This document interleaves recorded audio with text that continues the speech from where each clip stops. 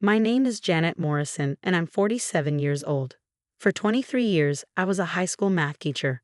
My twins, Kyle and Keira, never paid attention to what I did beyond mom teaches algebra to teenagers. Last month, they learned that sometimes the biggest lessons happen outside the classroom, and that underestimating your mother is always a miscalculation. I'd raised the twins mostly alone since they were 8. Their father, Derek, had decided that family life was stifling his potential and moved to California to find himself. He found a 25-year-old yoga instructor instead, but still managed to video call the kids twice a month and send the legally mandated child support when he remembered. For years, I stretched every dollar. Teacher salaries aren't generous, and raising 2 kids on one income meant creative budgeting. Thrift store clothes that I'd altered to look designer. Homemade birthday cakes instead of bakery ones. Staycations instead of Disney World. The twins never went without necessities, but luxuries were rare. Why can't we get the new PlayStation like everyone else? Kyle would complain. Because everyone else doesn't have a single mom teaching school, Keira would answer, rolling her eyes. Right, Mom. Teachers basically make minimum wage. I'd bite my tongue and agree. It was easier than explaining that teachers make more than minimum wage but less than a living wage, and that I'd rather save for their college than buy gaming systems. They grew up believing we were one step above poverty. It became part of their identity, the twins with the teacher mom who couldn't afford the good cleats or the spring break trips.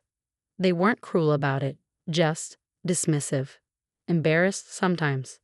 Mom's dedication to education is admirable, Keira once told her friends while I was driving them to a debate tournament. But financially? Thank God we're smart enough for scholarships. What they didn't know was that I'd been taking night classes for years, earning my administrative credentials, then my superintendent license. While they thought I was grading papers in my bedroom, I was completing dissertations and leadership certifications. 6 months ago, everything changed. Dr. Patricia Williams, our district superintendent, was retiring. The school board approached me quietly.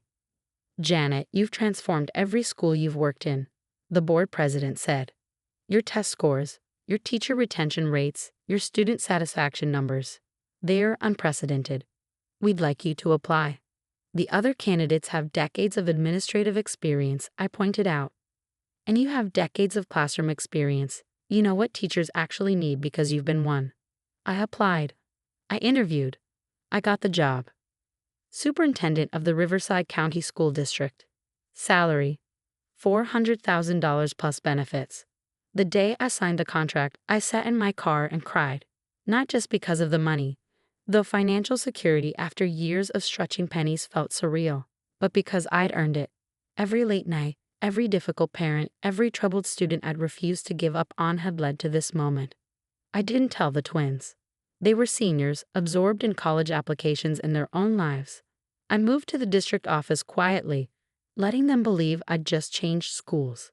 They never asked for details. Mom was still just a teacher in their minds.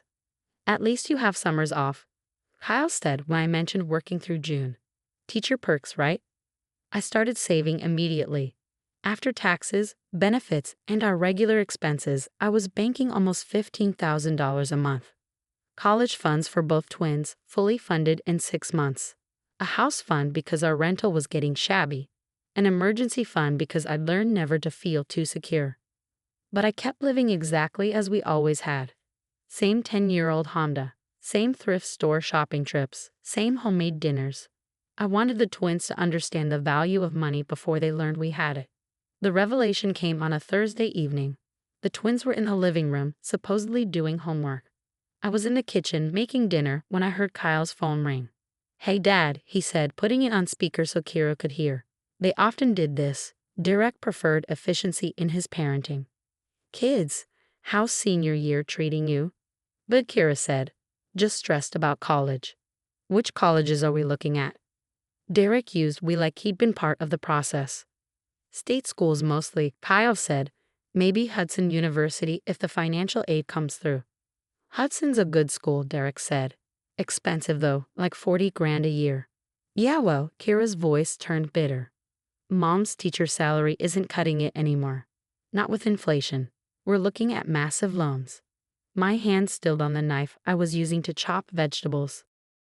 I've been thinking about that, Derek said. Maybe it's time I stepped up. Financially, I mean. Your mother's done her best. But teachers. He trailed off meaningfully. We know, Kyle said. She works hard, but it's basically a volunteer job that pays a tiny stipend. We're going to ask her to co-sign loans, Keira added.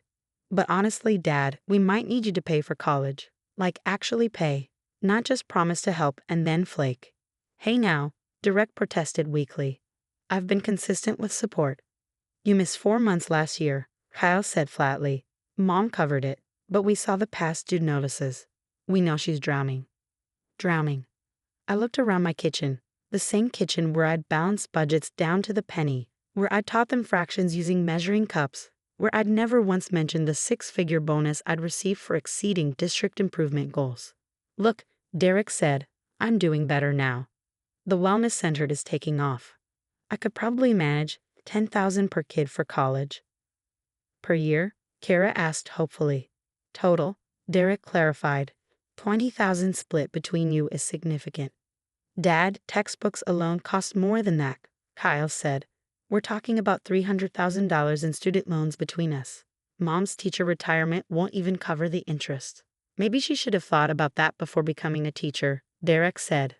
I told her years ago to go into tech or business. But no, she had to follow her passion. I set down the knife completely, my hands shaking with anger. We're not blaming Mom, Keira said quickly. She's amazing, she can't help being poor. Can't help being poor. We've already started looking at loan options, Kyle continued. We'll need her to co-sign since we have no credit. It'll probably tank her credit score, but what choice do we have? Your mother's credit is probably already shot, Derek said knowingly. Single teacher income, she's probably maxed out on cards just keeping you fed. My credit score was 820. I'd never missed a payment in my life. We were thinking, Keira said carefully, maybe you could talk to her. About being realistic? She keeps saying she'll figure it out for college, but we know there's nothing to figure out. She needs to accept that we'll be in debt and just support us emotionally or whatever. I'll talk to her, Derek promised. Maybe this weekend. Help her see reason about your futures. They hung up after more promises from Derek about being there and making things right. I heard the twins go back to their homework, casually dissecting my financial life like it was a math problem with an obvious answer, Mom equals poor. I finished making dinner in silence, my mind spinning. 6 months of keeping my promotion quiet. 6 months of letting them believe we were still struggling. I thought I was teaching them values, but maybe I just taught them to be ashamed of me. Dinner's ready, I called out. They came to the table, still discussing loan applications. I served the pasta quietly, watching my children, my brilliant, ambitious children who thought their mother was a financial failure. Mom, Keira said between bites, we need to talk about college financing. Oh, I kept my voice neutral. We've been looking at loans, Kyle said. With our grades, we can get into good schools. But the costs. We'll need you to co-sign, Keira added. I know it's a lot to ask, but how much are we talking about? I asked. They exchanged glances. Probably about $150,000 each, Kyle said. Over 4 years. $300,000 total, I repeated. That's a lot of debt. We know, Keira said gently, like she was breaking bad news to me.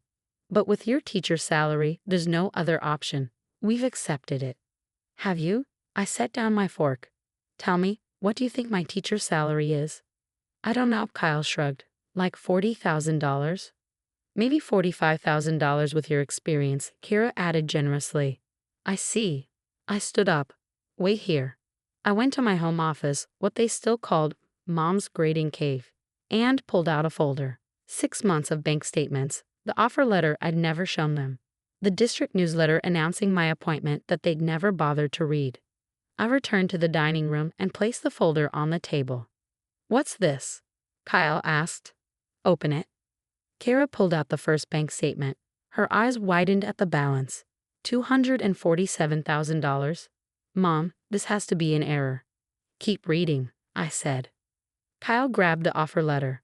Superintendent of Schools, annual salary. This can't be right. $400,000. Keira's voice cracked. Mom, is this real? As of 6 months ago, yes. They stared at me, then at each other, then back at the papers. But, but you're a teacher, Kyle said weakly. I was a teacher. Now I run the entire district. 42 schools, 8,000 students, 600 teachers. I sat back down. But you're right. My little teacher salary probably isn't cutting it. Mom, Keira whispered. We told Dad that I was drowning, that I couldn't help being poor, that you needed him to pay because I'm financially useless. I kept my voice calm. Yes, I heard. Kyle's face was red. We didn't mean. You meant every word, I interrupted. And why wouldn't you? I've let you believe we were struggling. That was my choice. But hearing you dismiss my entire career, my education, my capabilities because you assumed teacher equals poor. That was enlightening. We're sorry, Keira said, tears forming. We just assumed. You assumed that because I chose to teach, I chose poverty. That passion and financial success can't coexist. That your mother, who raised you alone, kept you fed and clothed and loved, must be drowning because she's just a teacher. How long have you been saving? Kyle asked quietly. 6 months. Your college funds are fully funded. Both of you. Any school you can get into, I can afford. But you didn't tell us, Keira accused. You let us worry. Did you worry? I asked. Or did you just pity me? There's a difference. Silence stretched between us. For 18 years, I continued, I've shown you that teachers matter. That education changes lives. That service to others is noble. But the moment you thought I couldn't pay for your college, all of that disappeared. I became poor mom with her little teacher's salary. That's not fair, Kyle protested. We respect what you do. Do you? Then why was your first instinct to call your father and plan around me instead of talking to me? Neither answered. I have a PhD in education leadership, I said. I've published papers on systemic reform. I've transformed failing schools into success stories. But you never asked about any of that. You saw teacher and stopped looking. We're sorry, Keira said again, meaning it this time. Everyone says teachers don't make money. Most don't, I agreed. But I didn't stay in a classroom. I kept learning, growing, advancing. Just like I've always told you to do, but you were too busy feeling sorry for me to notice. I pulled out 2 more pieces of paper. These are your college accounts. $200,000 each. Enough for any school, plus graduate school if you choose. No loans needed. They stared at the numbers in shock. Mom, Kyle's voice broke. We don't deserve this. Not after. You're my children. Of course you deserve it. I softened my tone. But I hope you've learned something tonight. Never underestimate teachers, Keira offered weakly. Never underestimate anyone, I corrected. The janitor at your school might own rental properties. The bus driver might be a day trader. The cafeteria worker might have a master's degree. You assumed my worth based on my job title, not my capabilities. What about Dad? Kyle asked. He thinks. Your father can think whatever he wants. He chose to leave and contribute the bare minimum.